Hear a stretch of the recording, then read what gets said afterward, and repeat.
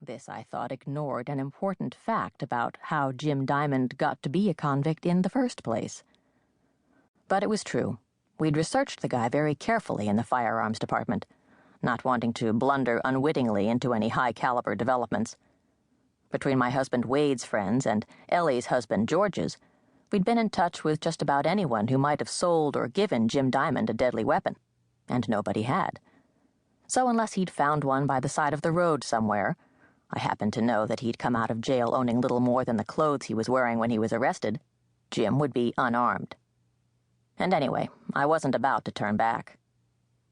We sped over the Harmonyville Bridge, the wide mouth of the river below us tumbling and foaming with the force of the tide rushing into it. To our left, the river opened into Passamaquoddy Bay, deep blue, with a little red scallop dragger puttering out as we passed, and gulls drawing white V-shapes on the azure sky. Besides, we're not going to argue with him, Ellie added. We're just going to blind him with science. The science in this case being a simple equation. He talks to us equals we don't talk to his probation officer. Assuming he owned up to being a bullying rascal, and promised to quit. Still, I couldn't seem to shake the notion that the whole thing might turn out to be far more complicated than that. After all, Diamond hadn't been very susceptible to the do it equals go to jail equation in the first place, had he? Gotta have it. A basic toolkit equals a hammer, a pair of pliers, 2 screwdrivers, 1 slot head and 1 Phillips head, a small crescent wrench, a tape measure, and a box of Band-Aid plastic strips in assorted sizes. But I really needed those threats stopped, and the police had been no help in doing anything about them. So I pressed the gas pedal down a little harder as we entered the Moosehorn Wildlife Refuge.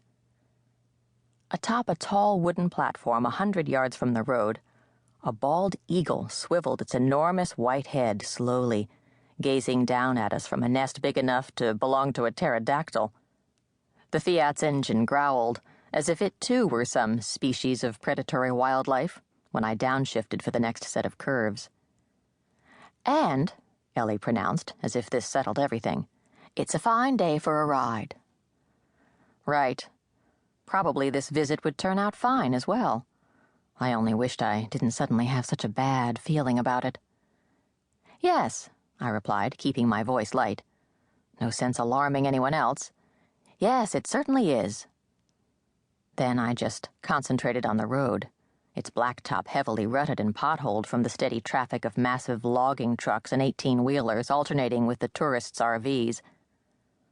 With us in the car that day was Ellie's daughter Leonora, who, unlike the car seat she rode in, had not been professionally installed, arriving instead in the amateur way about 7 months earlier.